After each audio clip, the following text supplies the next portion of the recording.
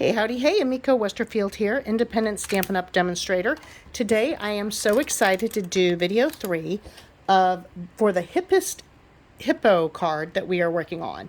Video 3 is going to be the cutting and the dry embossing, so of the little items. And we're going to use the Stampin' Up! Mini die cut and emboss machine. All right, so this is portable. It comes with instructions you want to read over on proper usage. You want to follow this so you don't damage your machine. And these plates also come with it. You do not have to order these separately. We sell them separately in the catalog because if you run a lot of dies through, you might wear out some of the plates, or you might want new plates to do different projects. The one plate is the base plate on all these, and you notice the picture on how to build the sandwich. There's two of number 2. These clear plates are used for holding the framelits, the little dies in place. Then we have number 3, which is used with our regular embossing folders, and number 4, which is used with our 3D embossing folders. So we're going to start cutting first. I am going to open this up like that. And if you are only able to buy one of our embossing machines, I would recommend buying our full-size one, only because it fits all of our plates, all of our dies. So our embossing folders, there's some wider ones, but this one here I love having because I can easily carry it to anywhere in the house. It's super duper portable and great for taking in to crops or if you're traveling. So this is plate 1. We're going to lay this down here. And on the dies, I love these dies. These dies here are showing you all, they're the stitched tags dies, and they are showing all these wonderful layered shapes of circles and squares and tags. We're using the second from the smallest circle right now and the largest circle. And then the other die that we're going to use comes with the Hippo dies. These are a free celebration item with a $50 purchase, and I'm going to pick the one that does a little arabesque, which is sometimes hard to see on the dies, but you can just hold them up. Some people will take a picture of these or trace so that they know exactly how to lay them out on the cardboard. Other people will attach these to magnets. I just leave them on here and I keep them in the sleeves, flipping the dies out, and then I usually put that the other way so I can see what it is quickly and easily. So on our fun little hippo, you want to line it up, and you're going to lay down the number 1, and then you need to lay down a 2 base plate. And I have found that slightly staggering these so it catches works out better, because these rollers are a lot smaller than on the bigger machine. So the bigger machine does tend to grip a lot quicker and easier, whereas this one, sometimes you have to play around with the right pressure point. You just line up all your plates like that, and then you're going to wheel it through this machine. You're going to hear a clicking sound as it goes over the die, and then another one. And as we feed it through, this is, now see this is going to happen because it's cutting into the plastic. That's why we sell the new ones, because sometimes you get so many of them on there and you just want a new one. A lot of demonstrators will make sure that they use the same one on top and the cutting one on bottom, so one of them is the one that gets the cut marks. I will be honest with you, I sometimes forget. All right, so then this Post-it note, like I said, was just holding everything in place. And that's how easy you cut out the little pieces. Isn't that amazing?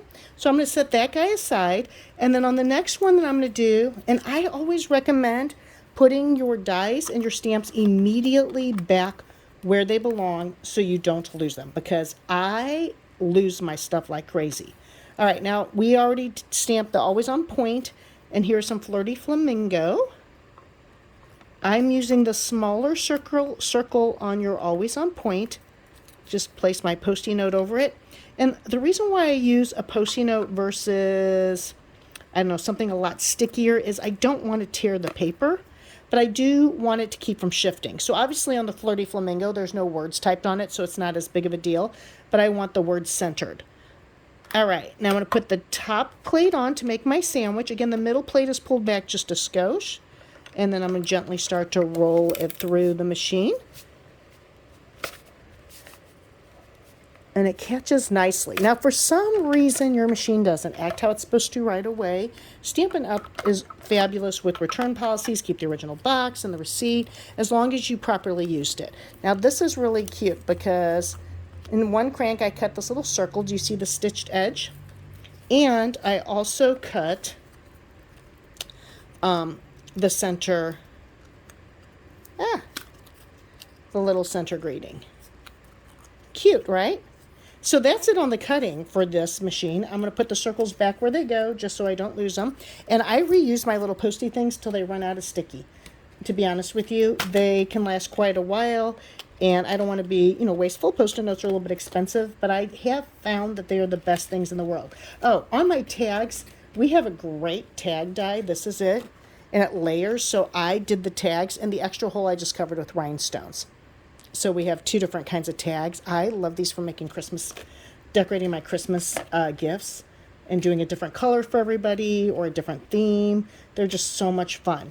All right, the next part that we're going to do is the embossing folder. So we are going to use the 3D embossing plate. It's really important that when you use the 3D embossing folders, you use the correct plate, because if you use the other one, it's thicker, and if you try to run it through, you can actually damage your machine, of which we absolutely do not want to do. Now, these are our smaller embossing folders designed to fit perfectly in this machine. And you see that there's two in this set. One has snowflakes and one has the pine needles, which is really, really cool. You can do lots of fun stuff with that. I'm using the snowflakes though. Okay, so I'm gonna set this down. Now, when you use the embossing folder, you want to refer to the actual embossing plate. So this one says 3D embossing folder, which this is. The other ones are thinner. And it tells you to insert folder hinge size first. Hinge side first. So we're going to do this paper here, which I already took the Wink of Stella. I don't know if you can see it, and I kind of went all over it with it. I'm going to set it in here. The Stampin' Up! I'm doing up so that when I emboss it, it's raised. But if you want the design so it's debossed, so it's lower, you could just do it to where you use the other side of the paper. Now, if I wanted to do two different cardstocks for this and layer it, I would emboss them each separately. If I was doing designer series paper, that you can probably attach the cardstock as long as you're not using the thick cardstock, and you should be able to get a nice image, clean image without damaging your machine. All right, so I'm putting this in here. It's hinge side first.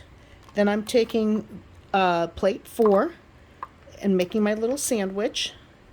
Now, this one here is a little bit thicker, so when you feed it through, you just want to make sure it catches before you release it. The handle is so convenient. I really love how this machine works. And then, that's all you do. Easy peasy, and it makes for the most luxurious projects. Do you see? That's all raised. That's not stamped on it. So some of these little swirls are deep, like go in, some go up. In the light here, you can see the shimmer. It's very slight. And that's all for the cutting and embossing video. All right, next video we have is assembling. Peace out, make good choices, and have a great day.